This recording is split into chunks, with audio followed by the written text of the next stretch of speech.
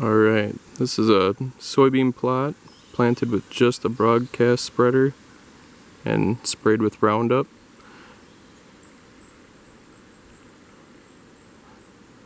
I'm here in southwest Wisconsin. It's July 28th and this ground hasn't been tilled for 3 years, since 2017. This used to be 3 to 4 foot tall weeds. I seeded the soybeans directly into the tall weeds. I fertilized, limed, and then sprayed with Roundup.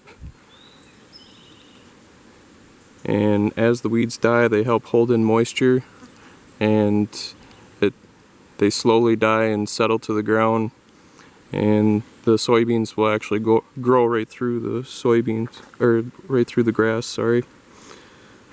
And that helps hold in a lot of your moisture and everything. It's been a little while since it's rained here, but I did have to plant at a little higher rate than normal because this plot is only 0.71 acres, and I had to use 3 bags of soybeans, which is about 180 pounds of soybeans broadcast evenly around this plot. And at about 6 to 8 inches tall, I went through and I sprayed Roundup again to kill the weeds off for my post spray, and then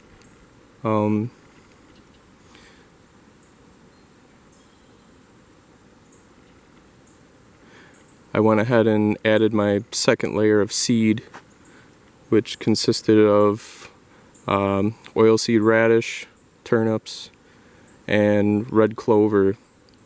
And the reason why I chose those was to mine the unused nutrients in the soil that were out of the root zone of the soybeans, and eventually all this will die off and you'll be left with just clover in the spring that'll come back, and you'll get a nice blanket of clover, and then that'll help hold all your nutrients in the top 6 inches of soil for your next year's crop. And you can plant this same rotation over and over. I've been doing this for years now, so there's really I know some people say you have to rotate, but if you have multiple crops growing in the same spot every year, you really don't have to rotate unless you have some sort of major issue going on, I guess. This plot will look a little weedy, and I don't care about that as much because the majority is all soybean.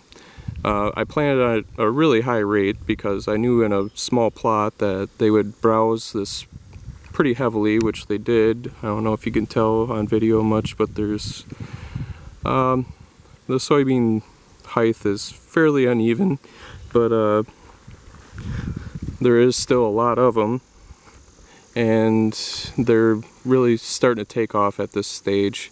They're starting to flower, and they'll start setting pods here shortly, and you'll see some right down here. I guess I got the secondary crop coming in underneath. There is some weeds, but weeds are better than nothing because they're still absorbing nutrients, and the whole point of this is to get to the point where you don't have to fertilize every year for a food plot. You can use the natural process of nitrogen fixation from the soybeans and the clover to where you shouldn't have to add a lot of nitrogen and other minerals to your other fertilizer to your soil, because that can get really expensive. So You can see here there's a kind of a circular shape. It's pretty chewed down right there. That's actually from woodchucks. There's a ditch right here, and the woodchucks love soybeans. But I knew there's a lot of animals this time of year that eat soybeans, so you really have to plant at a high rate, because it's not just deer that are gonna chew this down. But it looks like a pretty solid stand. There's still gonna be a lot left this fall, and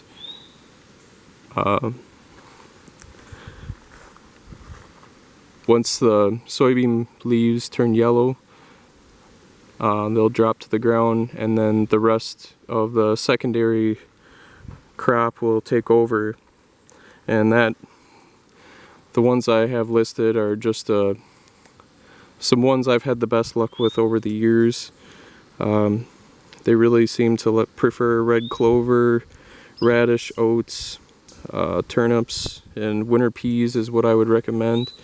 And the few I have in here so far are a cheaper variety, because the whole point of this is to conserve what you have and try to keep all your nutrients in your root zone, so then you don't have to replace them every year.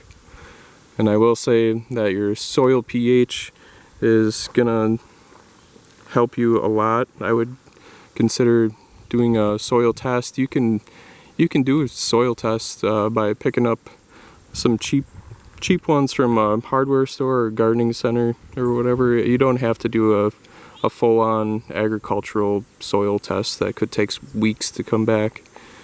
That way you can test as you go, and you can afford to do multiple tests across your plot to see what's going on, because you could have different soil types within your food plot.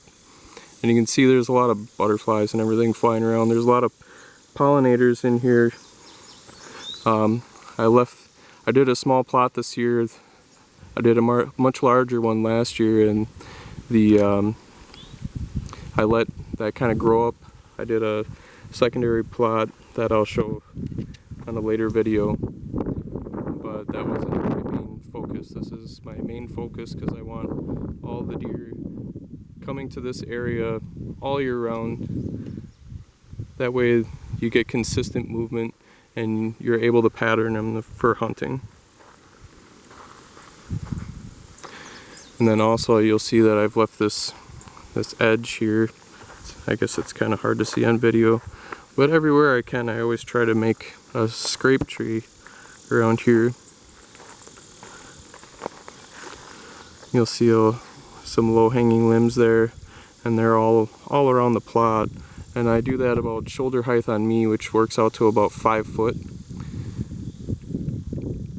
And that always seems to be the best height that they prefer, and I've been doing that for a lot of years. And it's just from noticing what they prefer before I even actually made any scrape trees or anything.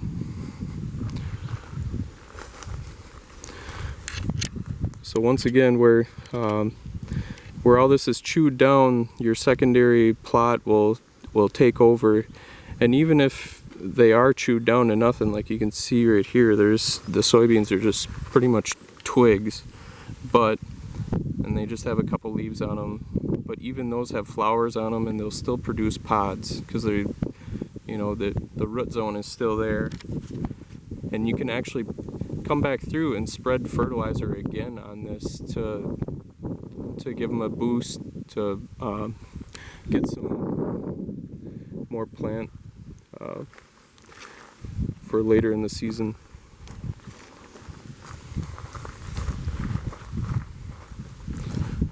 I'm just kind of walking through here showing you what I have here.